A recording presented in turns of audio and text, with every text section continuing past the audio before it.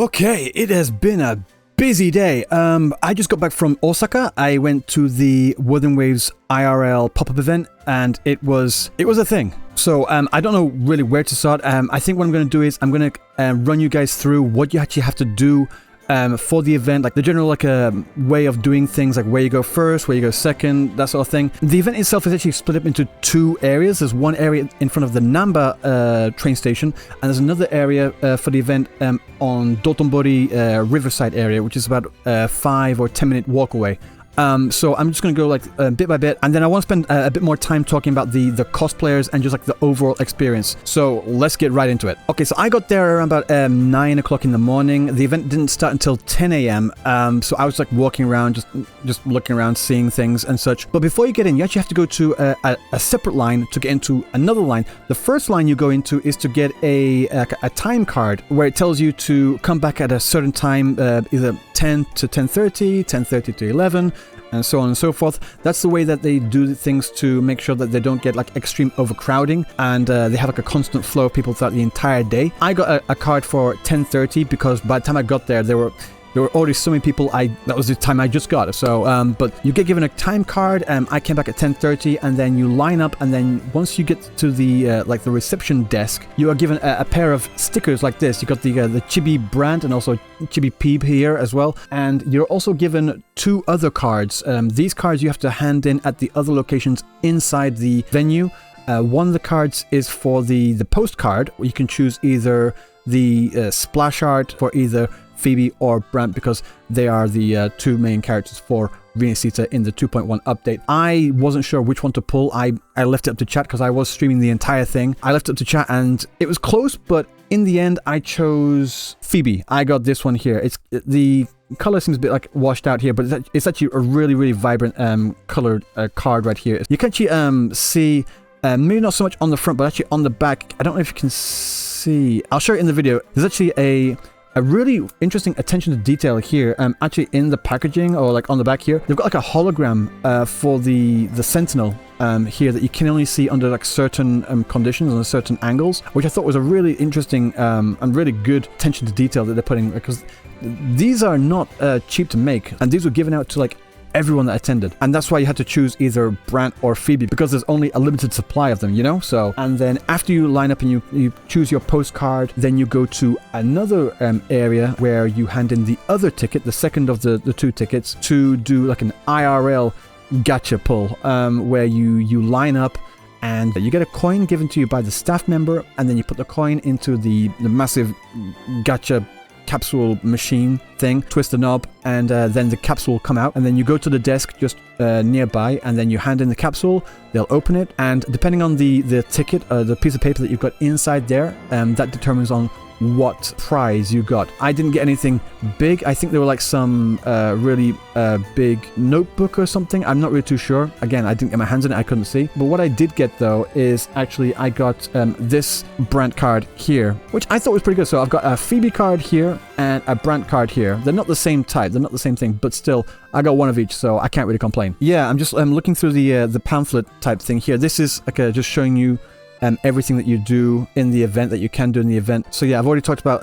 the postcards here and also the gacha event up here. This one here, this is a parade show. This is more to do with the cosplayers. I'm going to get into those like in a moment. The other one up here, this one, you might be able to see it, like these coasters. I actually have them here. What happens is like you go to another location, the cafe section as they called it, and you line up and you buy a particular drink with a particular flavor to represent what one of the characters, either Brant, Phoebe, Chang-Li, male rover or female rover. With each drink that you get the accompanying coaster for that character as well. Originally I was just going to get Brant and Chang-Li, but then I was like, I might as well just get all 3, Brant, Phoebe, Chang-Li, and then I thought, if I'm getting all 3, I might as well get all 5. So I eventually got all 5 drinks. Because I got all 5 drinks, I actually got all 5 coasters as well. So I got male rover's coaster here, you can see that. And then I got female rover's coaster, yep, there. And then we got Phoebe's coaster right there. Very nice. These are, how big are these? These are about, say, 8 centimeters in diameter, I think. I have a cup here, and like fits perfectly on there, so perfect size. And I've got another one for Brant here. And of course, last but definitely not least, I got the coaster for Changli as well. And if you actually spend more than 2,000 yen, which means if you buy 3 drinks, then you also get this as well, like a little paper bag as well. This is actually surprisingly really good, really high quality. Like the rope here, it's not some cheap rope. This is actually like really nicely, like it feels nice in the hand. This, I don't know what material it is, but it feels really good and like really nice woven, twisted, like golden type rope here. They really pulled out all the stops for this event. But as you can see here on the back of the pamphlet here, it says here where you got the B area for the OCAT building here, where is the main section, but then also like just a bit further away, you've got the Dotonbori Riverside area. And around there, yeah, it was pretty amazing. There was one particular section where it was just like a massive row of Wuthering Waves characters for about like 20 or 30 meters. All the cards that you guys have seen for all the individual characters such as Carlotta, Brant, Rochia, and also for male rover and female rover, as well as the other vertical version of this, where it's a bit more compressed. So of course I had to get a shot there as well.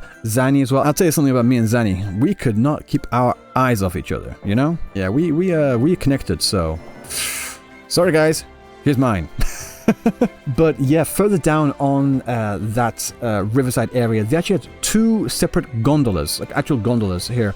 The first gondola that goes in front of the other one is a massive LED screen which is showing the advertisements for Wuthering Waves. And then just behind that is actually the other boat that fans can ride on and be like really like up close and more personal with some of the other cosplayers there. I was not able to get on that because I'm an idiot and I just didn't realize that was a thing until it was way too late. So those that were lucky enough to get into the lottery, it's actually a lottery system as well. It's not a guarantee. It's actually a lottery system to get on that. But those that had entered the lottery and got their place on that boat, I am extremely jealous of you. Oh, there was this one thing as well. Sorry, I didn't mean to forget this. Back at the other area in front of Namba Station, there's also a really big board. There's actually 2 big boards. One was actually an open board that anyone can draw on and doodle on. And I gotta tell you, like, pretty much every picture on there, every doodle, every drawing on that board from all the fans was incredible. Like, Japan doesn't mess around when it comes to art. I'm just all I'm saying. I saw doodles of Rochia, Encore, Alto, Changli, Rover, Carlotta, Frolova, Zani, a lot of Zani. Yeah, no, it was absolutely incredible the amount of detail that people were putting into like this art here. People saying with messages of like thanks to the devs for making such a great game. They're really thankful. One particular picture I saw right in the middle, down at the bottom, was actually a picture of Scar in behind the bars, and the message was actually saying something along the lines of let this man out, it's been 9 months already. People want Scar to be released, you know, guys. So, but then the other board as well was actually just only for one particular artist, which I mentioned in my previous video, Uchida Shin, who is like a world renowned wall manga artist. She like goes all around the world and she gets commissioned to do art for all kinds of events. Like, her schedule this entire year is absolutely booked up. Because I got there so early, around, like I said, 9 o'clock, by pure coincidence, I actually got there and was looking at her brand art because she started working on Saturday. And so I was like, I saw like the work in progress, and just as I got there, she was like walking in as well. I thought, wait, are you? And she was like, yeah. Oh, can I say hello? And I managed to like speak to her for a few minutes to talk about Wuthering Waves and like if she plays it and all sort of thing. And she's like, yeah, really interesting. The characters look really fantastic and all sort of thing. Fantastic woman, really a pleasure to speak to. And so I didn't want to take too much of her time, so I said, okay, I'm gonna let you get on with it. I'm going to be back later and I'll see the finished product, which I did. And again, it absolutely incredible. The amount of skill, like, you cannot really mess up with that kind of art. It's like, that's it, you know? She pumped out a fantastic image of Brant as well. It was absolutely incredible. I really like that image. But guys, I need to talk about the cosplayers, because the cosplayers for this event were absolutely phenomenal. There were so many. There were like 2 Phoebes and 2 Brants, like split up between the 2 different areas. The first Phoebe is the one that I mostly saw, and she was cosplayed by a cosplayer called Rio, who was amazing. She really embodied like the character of Phoebe. It was great. The quality of the cosplay was phenomenal, especially on the staff as well. The second Phoebe was cosplayed by Suzura, who was mainly at the Dotonbori area, which I unfortunately didn't get to see much of there. But the thing I noticed from the images and videos I've seen online as well is that she actually brought a bonk hammer. Like, not the staff, she actually had a bonk hammer, and she was the one that, you might have seen the video of that where Phoebe like bonking people on the head with this massive like squeaky hammer type thing. So even though I didn't get to meet her and get bonked by the squeaky hammer, I actually did get bonked by the actual staff, by Rio as well, as you can see here. I think I'm one of a select few that actually managed to get that, you know? Another cosplayer that was absolutely incredible was the cosplayer for Rosemary. She was cosplayed by Yamahachiko, and overall a fantastic cosplay. And also like in the way she's moving, like interacting with the crowd as well, the way she's like responding to and like addressing everyone. She really, really acted the part. And I was surprised at just like the amount of photographers that there were. Like, I saw her on stage, and when I got there and I looked to the left, and I just saw like a sea of photographers all taking pictures of just Rosemary. Guys, I knew that Rosemary was popular like in the West, but I didn't realize just how popular she was in Japan as well. Like, everyone is really, really excited for Rosemary. Hopefully with them actually bringing an actual cosplayer to play Rosemary, that might be a hint, maybe, that Rosemary might be a playable character in the future. Who knows? And of the two brands, the first one I'm going to talk about was cosplayed by Momoto. I didn't get to see them up close, but I did see them on the boat on Dotobori. And from the pictures I've seen of them, they look, I'm going to sound like a broken record, like everyone looks absolutely incredible. Like, the way they're like holding themselves and this suave and the charisma that they're like portraying like through the photos I've seen, and the way I saw them move on the boat as well, pitch perfect. Rochia I saw a little bit more of.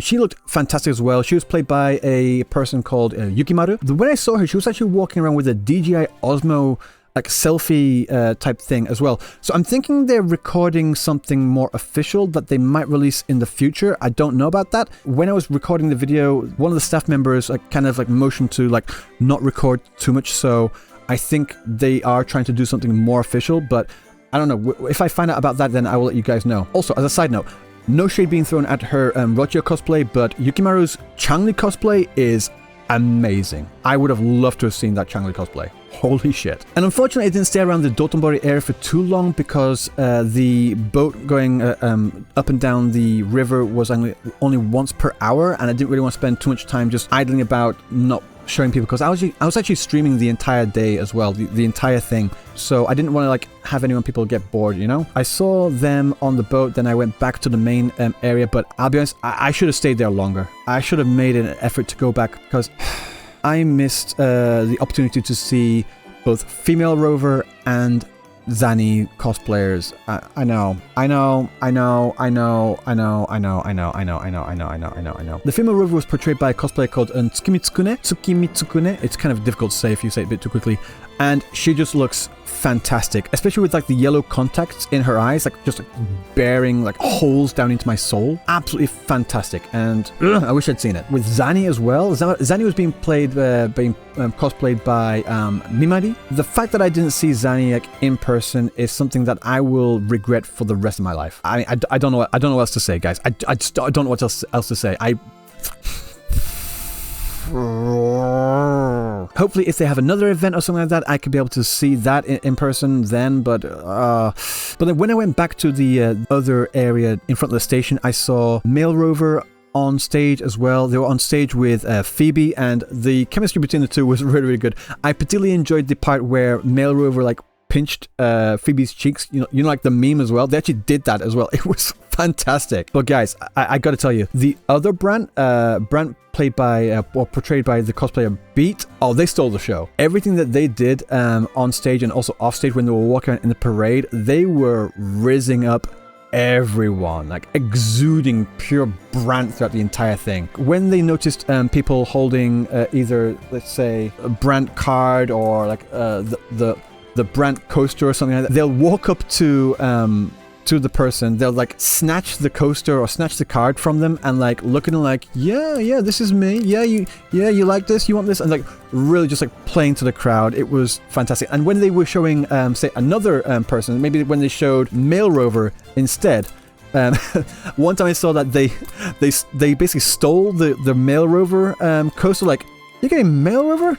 You want me, don't you? You want me. Yeah, you want me. You don't want Mail Rover, do you? You want me. What's that? You don't want that. Like, of course, it was just like playing to the crowd. It was a complete joke. And that's actually a point as well. I just mentioned that one of the things I was really surprised about was actually the diversity of the crowd and of the people that were there. I know there's a thing where we all just assume that most gacha game players are teenage boys like gooning in their room. There's probably a degree of truth to that, but at this event, guys, I'm not lying.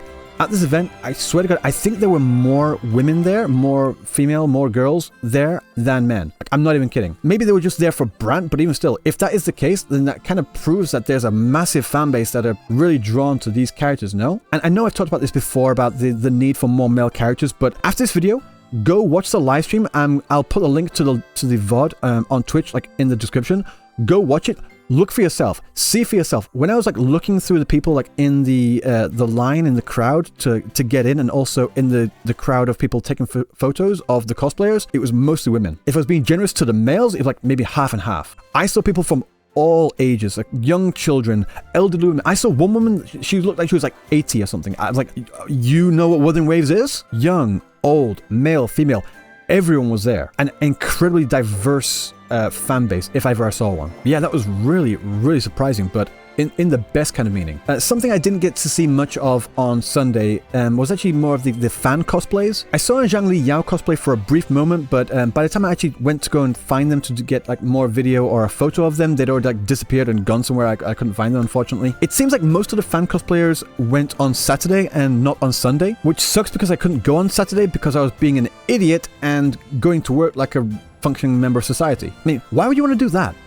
Idiot. But from the pictures and videos I've seen on Twitter, which gave me severe FOMO, I saw some cosplayers. I actually saw one cosplayer go there as Cardcaptor Sakura, who went specifically to meet Phoebe and like to like interact with Phoebe, because like I said before, like Phoebe is like a really strong homage to Cardcaptor Sakura. So I saw videos of like them like interacting, and Cardcaptor Sakura like bonking Phoebe instead. That was pretty funny. And then there was also the big JP streamer Zetsu. He went there in a Alto cosplay. I didn't know he was going to go in cosplay. I thought he was just going to go there like as is, or maybe do like an IRL stream or something like that. No, he went in cosplay, the full 9 yards. I wish I could have said hello, but you know, it is what it is. He was walking around with a fantastic Chun-Li cosplayer who, fun fact, I actually know. She follows my secret cosplay account that you guys will never, ever, ever, ever, ever find out about. But yeah, no, she follows me, I follow her, and I've been in the DMs a few times. So hopefully I'll be able to like reach out to her and maybe do a photo shoot with her sometime in the future with her Chun-Li cosplay, because I really wish I could have seen her like